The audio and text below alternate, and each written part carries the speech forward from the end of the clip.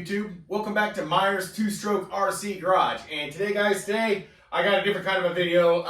We're not going to be running anything in this video, but I've had some of my subscribers, or not subscribers, people who watch my video, and what they've been asking me is they want a list of parts, you know, they want me to give them a list of parts of what it takes to make big bore Vesla, Kraken Vesla. So anyways, that's what this video is going to be about, because this is my 71 Supreme, Taylor RC 71 Supreme Kraken Vesla, and it works. It's I've done a couple different rips with it. It's reliable. It hasn't broke, and it's holding up to the power of this Taylor RC 71 Supreme. So anyways, what I kind of wanted to do is get you guys in here a little bit closer, and then once we get in here closer, I'll pull the cage off, and we'll kind of go over what I've done to it to make it what it is, okay? So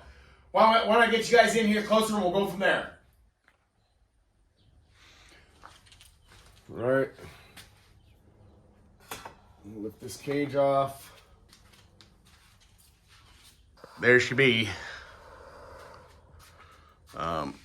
Just so you guys can see, 71 Supreme there. And it has the 28 millimeter carburetor on it as well. So what have I done? And I know you can buy brackets and stabilizers and stuff. I haven't got that far yet. I just basically got the big bore put in and got it to where it's you know, somewhat reliable, and it is reliable, and so I can, you know, rip it a little bit. So anyways, we'll later down the road, I'm going to be replacing these brackets and stabilizers or whatever. So but anyways,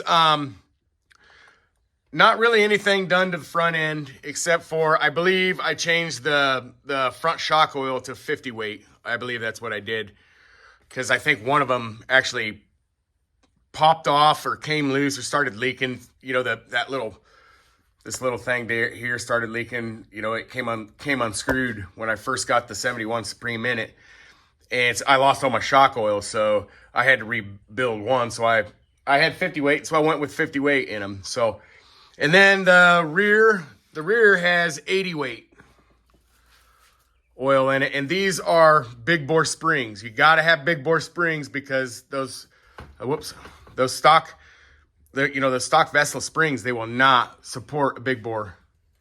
So so that's what we got going on, you know, so far with the suspension, and that's my GPS speed tracker.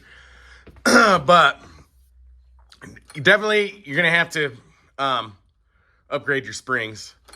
As far as, you know, my rear control arms and my carriers and all that stuff, even my dog bones and cups, all that stuff is Kraken Vesla factory. So all that stuff. And I thought maybe we were going to have problems with them rear carriers, you know, maybe getting too hot, maybe getting flimsy and melting. And I really haven't seen that. The only thing that I have seen is, I don't know if I can get you guys in there, but can you see how that's worn on that, what is it, turnbuckle? And then it's done it over here as well. So that's what I have seen. So maybe replacing these, you know, we can get some metal ones. I know they sell them, but we can get some metal ones that might take care of that. I don't know. But as far as, you know, suspension, my rear suspension stock, except for the heavier springs and the shock oil. So, and then let's go to the next up, and that is going to be the transmission. And the transmission, that is a Taylor RC housing. I bought that when I first got this, because I had planned on putting the 71 in it. This is before I knew that the idler gear didn't hold up. So anyways, that's the Taylor housing and whatnot. And over here, I went with Mike Taylor's lay shaft. So it's got a, you know, the lay shaft, Mike's lay shaft. It's so I could put blackbone gears on it, because I already had a plethora of them and I didn't want to buy a bunch of new different gears for it. So, and then the gear plate, the rear gear plate, it's stock. And I know there's a flashy one, but this one does just fine.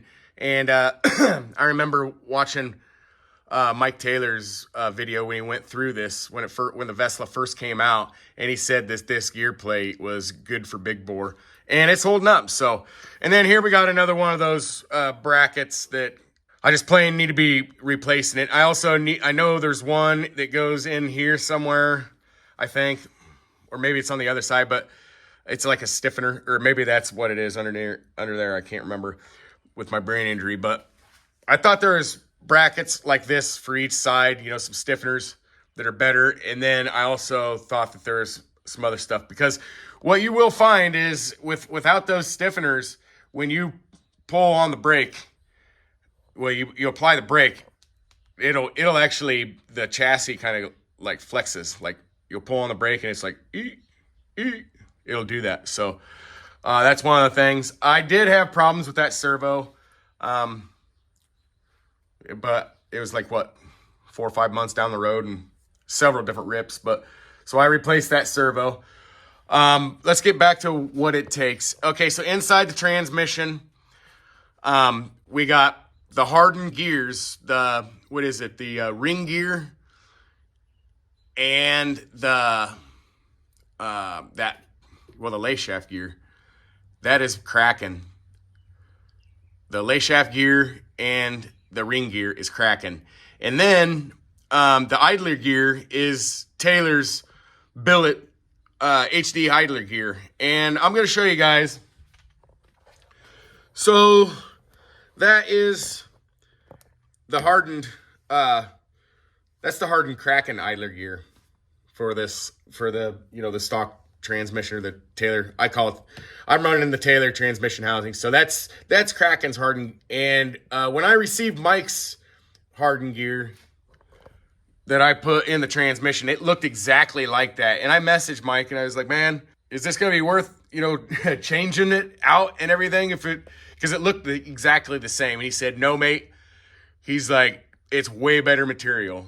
I put it in and it freaking, it works. I mean, I haven't been easy on it. I mean, the last time I had it out, this thing, supposedly it was cruising at 57. I think it was more like probably 64, 65, just by my eyes. But last time I had it out, it was ripping, and that's the hardest I've ever ran it, and the gear held up. So don't be afraid to get that Taylor idler gear. I would actually recommend it, because then you don't have to, get a new transmission housing, new gears. I mean, if you want to go with Kraken's setup, you have to completely redo your transmission again, which is like $400. Where if you buy Mike's lay shaft or idler gear, I think that thing's like $60, something like that. So that's, in my opinion, that's the way to go. And then I know that you can run an extra bearing on the lay shaft, and I don't think it needs it. And then for gearing, what are we running? It's 2550s. That's what it is. 2550 is what we are running for gear. And the reason it's like that is because this thing's geared totally different than a Baja. I don't know whether it's inside the transmission or where it is, but I put 2747s like I had in the Punisher in it, and that gear combination was way too freaking high. It was like way too high. It's like I have a shakedown rip of it running 2747s, and it just way too tall a gear. So I don't know whether it's in the transmission that they're doing it. Well, it's got to be in the transmission, because it's not here, because I'm running 2450, which equals out to a perfect 2.0 ratio as far as spur and pinion gear. So that's what I got going on there. 62 millimeter clutch. That I don't know if I had problems, because I had problems with this servo, and it was right after I put the 71 in it, right after I had the good rip, the good shakedown rip, my throttle servo went to crap. And so I wonder if maybe why it didn't do that is because I do have that 28 millimeter carburetor on it, and it is a little bit harder to open up, guys. So it might have been, I don't know. It shouldn't have been too much for it. I mean, I think that was a 50 kilogram steering servo. So it should have been able to handle it. I just upgraded to a 75. And yeah, that is a Rovin digital servo. So anyways, guys, I mean, I really didn't do much else except for, the drivetrain and the...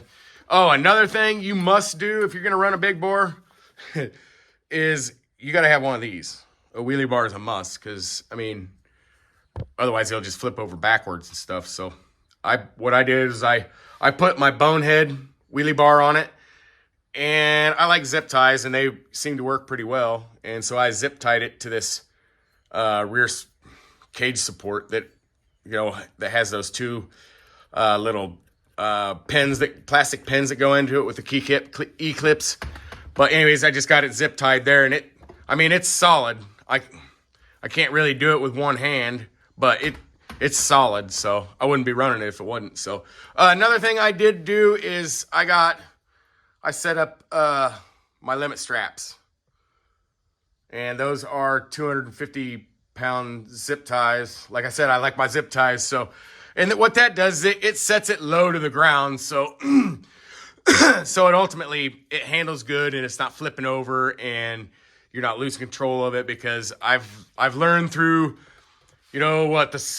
almost 7 years now, almost 10 years that I've been in this hobby, the lower the center of gravity, the better your handling is going to be. So, but yeah, that's pretty much what it is. I'm trying to think if I'm forgetting anything. I got the wheelie bar going on. I went over the suspension, the rear, I guess, drivetrain. But yeah, that seems like that's gonna do it. Oh, one thing I did do, and you're probably gonna want to do too, if you want to put anything else in it besides, that Kraken 320 or something. I mean, really anything. What you want to do is take your clutch bell housing backplate bolts. You want to take, I can't remember what size the drill bit is, but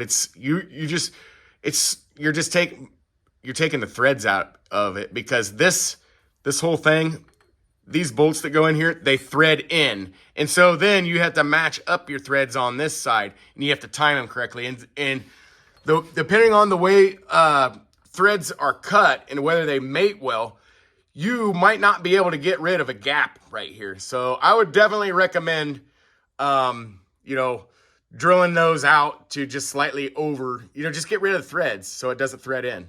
So that's what I did, because I was having problems when I was mocking it up. I was having problems tightening this down, and I would have a gap in between here, and it's like, that 71 is going to tear this thing up if I don't get rid of that gap. So trying to think of anything else. And a lot of these things are just things that I knew to do just because I've been around the big bore scene for a minute. So trying to think. These are A-Kill 195 super spikes. So yeah, I'm trying to think if there's anything else going on that I'm missing. There's a little bit of cobwebs on it because I've been camping and stuff, and this is pretty much the first I've got it out. This is the first time I've had the cage off since, since a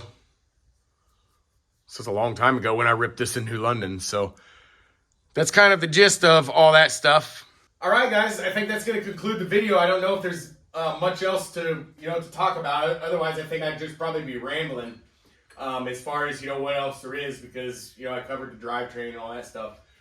So anyways, that's going to do it for the video, guys. If you liked it, make sure you give it a thumbs up, comment, subscribe, share, do all that fun stuff. And don't forget, guys, I will see you in the next one.